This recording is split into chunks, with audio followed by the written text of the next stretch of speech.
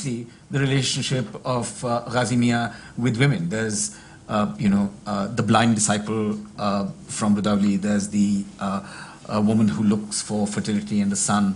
So, just historiographically, do you see Eaton as someone, as a kind of earlier worker on the scene? Yeah, I think there is Eaton works on medieval material. I'm not a medievalist. Yeah. And my entry really is from popular culture, which we can handle from the present. So that's one thing. But I think the crucial difference is that within a narrative of expansion of the Delhi Sultanate into the Deccan and so on, these Sufis are camp followers of the armies. The army, Eaton says that after a certain period of time, so they follow after Timur comes. A lot of Sufis then move downwards to the south. So there is really a disjunction between the Sufi, who is really more concerned with the rosary that he's fondling, and he's following in the wake of the sword of Islam. I said, well, that is a historical progression that Eaton does. With Ghazi Miyan, there is a mixture to begin with.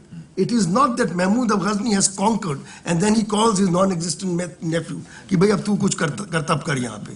He displaces. Yeah. So this Sufi warrior displaces the historical conqueror. While with Eaton, historical Sufis are camp followers of historical armies going into peninsula. So that was the major break, and what better person than Ghazi Miyan, and what more notorious person than what's his name, Mahmud of Ghazni? Yeah. Now, there's you've said this yourself in the course of this conversation already. One question that the book constantly, both explicitly and by implication, raises, and consistently and steadfastly refuses to answer, is the one that Shahid just referred to, which is, why does a mythical Ghazi's cult become so popular with Kafirs? Why, as you might put it, is a Muslim martyr? There's this lovely phrase that he uses, why is a Muslim martyr elevated onto Hindu altars? So when you think of Salah Masood's sort of legendary resume, the fact that he grinds Somnath's idol into dust, puts it into pans and feeds it to the kafir. The fact that he is, in some tellings of the story, associated with a sack of Banaras. The fact that he fills, a sacred Hindu temple tank with, he defiles it with the bodies of the Muslim dead. Given all of this, why on earth is he venerated the way in which he is? My question is, and it's a question that will occur to anybody who reads the book, is this some kind of, sort of Stockholm syndrome where you come to love your captor? Or is there a kind of serious historical explanation possible for this? Which is, one that occurred to me is that, for example, Susan Bailey suggests for South India, or early modern South India at any rate, that you can't assume that people in South India who aren't Muslim and aren't Christian are in fact by default Hindus in any recognizably Brahmanical Hindu way. So my question is this, is it possible that following Bailey, we could think about the fact that perhaps medieval Eastern UP isn't Hindu in any recognizable Brahmanical way at the time in which Ghazi Miyan becomes venerated?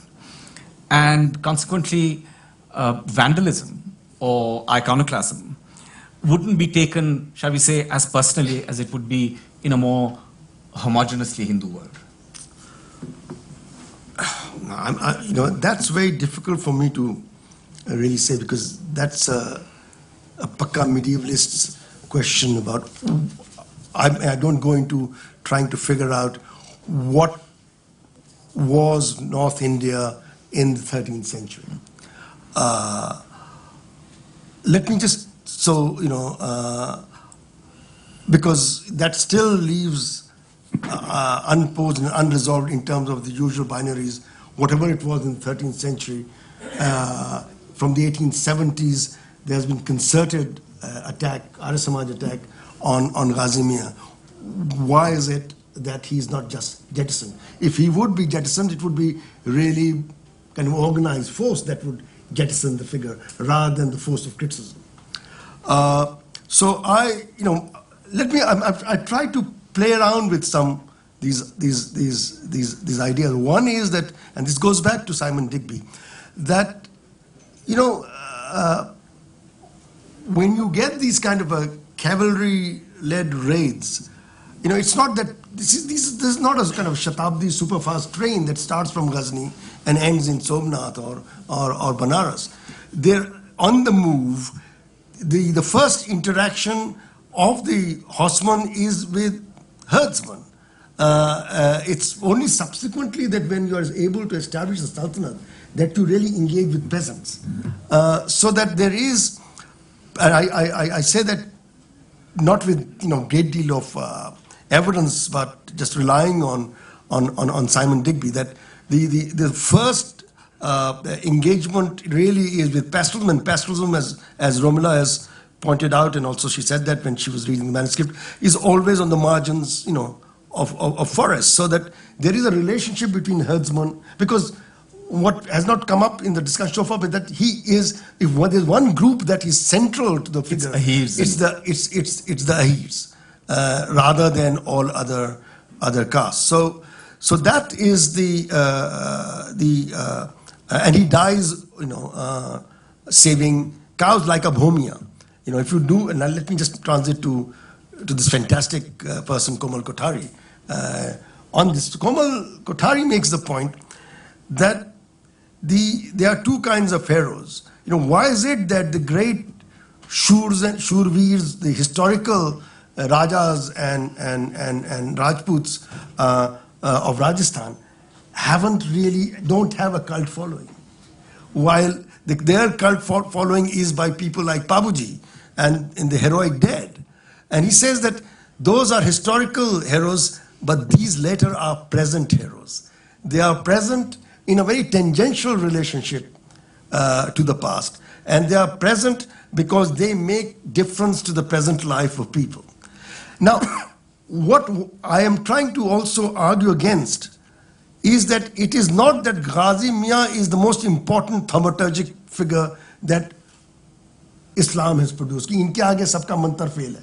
इसीलिए whatever he might have been, यहाँ जाओगे तो ना होगा भांजा वांजा, भैया माल तो इसी से मिलेगा, इसी से पूछ मिलेगा. It's not that he is the greatest miracle worker. He has some relationship to a local past. He has relationships with pastoral and other groups.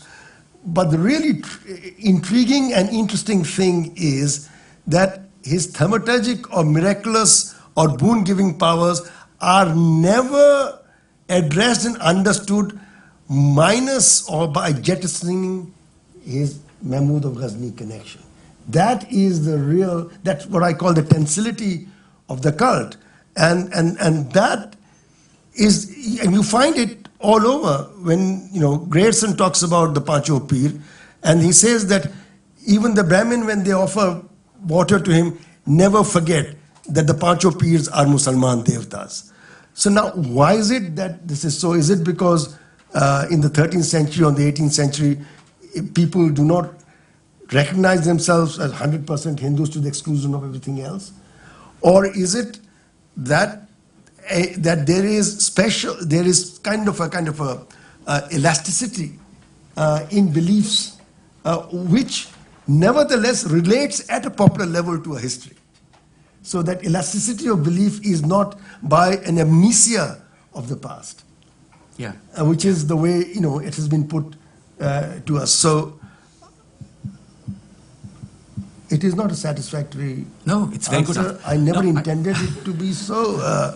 Nor am I capable of giving a absolutely firm answer to that. But the real challenge is to keep on trying to engage with and hopefully narrativize and demonstrate how is it that so many different things are handled together, and how is it that the fact that he is the Bhanja of Mahmud of Ghazni is never elided. Yeah. You know, I want to ask you a question about language. Indians who write fiction in English are constantly asked about what writing in English does to what they write. And for some odd reason, historians aren't asked this at all. So I just, reading this book, it's obvious while reading the text of this book, even more explicit when you look at its bibliography, that the bibliography divides almost into equal parts, one European languages, the other non-European languages. And I could at least sense in paragraphs and sentences, Shahid Amin about to burst through the page, saying, let's forget the Angrezi for a minute, I'll tell you how it actually was. So my question is that when you write a book like this in English, a book which is so completely irradiated with the languages of the world that you're describing, how is your task different from, say, the task of say, a European historian dealing with a similar subject, but where the subject speaks the same language as he does? Is writing in English enabling? Does it give you distance, or is it also thwarting and frustrating? This is an academic book, and which relies on and goes in search of all sorts of material. I jokingly say that when it comes to Ghazi Miyan, I can do both French and Farsi very well, and that's true. So this obsession with this person makes any mention of this in any language intelligible to me to a certain extent. But let me make an honest confession. That is a contradiction of term, which is this, that there is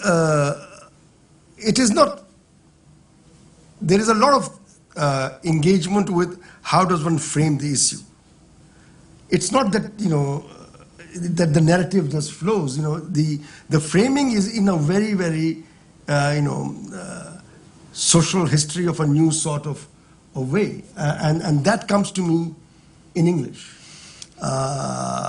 And then the challenge and the joy is, because I've said this somewhere, that I feel very liberated reading friends like you and Amitav and so on, who are able to tell their own story in their own way without being burdened by the whole of India in the sense in which, say, Mulk Raj Anand was, right? So we don't have to explain the whole of India. It's meri kahani bhulne wale tera jahan barbad rahe.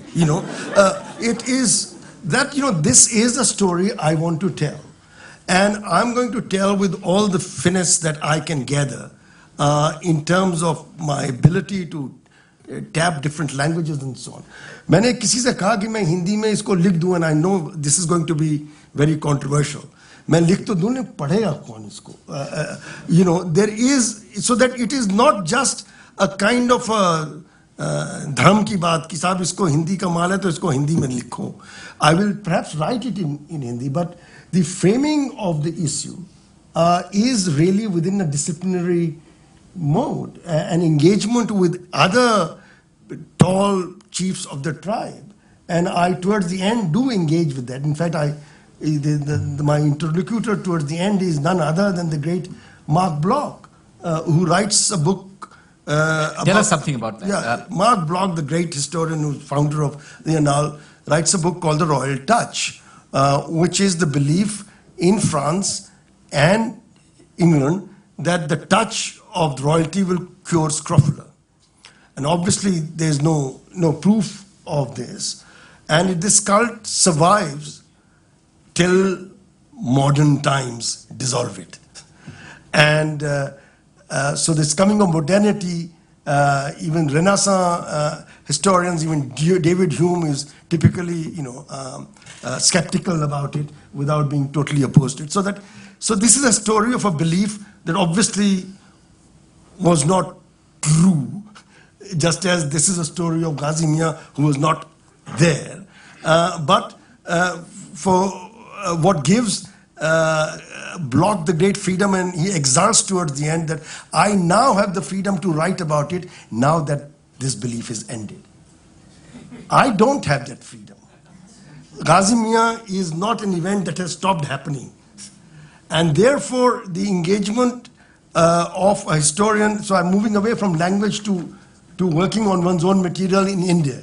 So is that, I am in a way responsible for all the deeds of the co-religionists of Ghazi Miyan, in a certain sense. My name betrays my thought, etc. Communities cannot communicate, etc., etc. We could so that the real challenge is to engage and write sensitively and historiographically about issues that are fundamental to people's beliefs, which can be grating, and yet try and create a space where we can say that, look, if we have to talk about syncretism and conflict, we have to talk about both of these together. So it's not simply the Sufis in the wake of Malik Kafur. It is this guy who displaces this powerful Mahmud of Ghazni, and this still goes on till today. There is obviously a concerted move to now try and attack this belief, but it's been going on for 150 years. On that particular note, I just want to ask,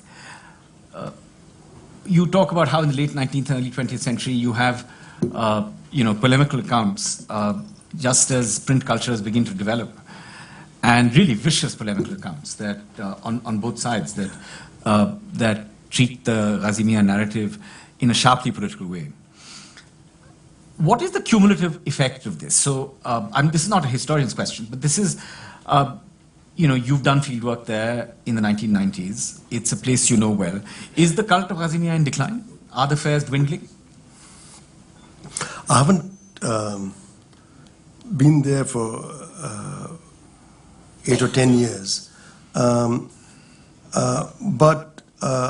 what is interesting and intriguing is that the cult hasn't disappeared. Let's put it this way. Given the political situation, I mean, that prevails, and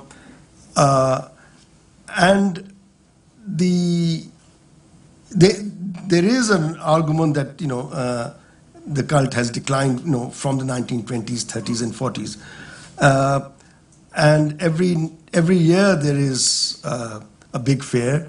There is at least 1.5 lakh people gather there.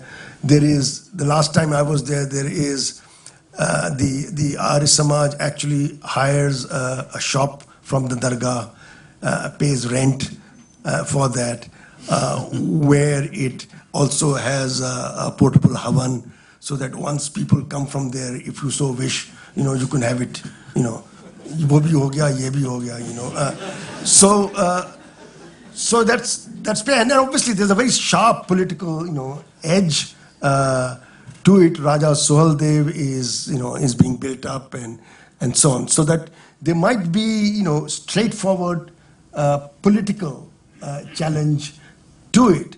Let me just recount one instance, totally serendipitous. When I was there in 1994, I bought a book on the local history of Bahraich. And in there was a pamphlet which said, Ayodhya ki yatra ki jagah, Chittoda Dham ki yatra kijiye. Chittoda Dham is where Raja Soheldev's position is. That this was the guy who was defeated. Who is the guy, who defeated. Why? It is 1990 October. Why are you going there? यहाँ पे Raja Sohaldev is the greatest Champion of- of what we stand for. So that there is a great deal of politicization. I deliberately mean I don't talk about what happened yesterday or what happened under this government in UP or the other. But there is what is interesting for me again is not the quantitative aspect of there were 1.5 lakhs people won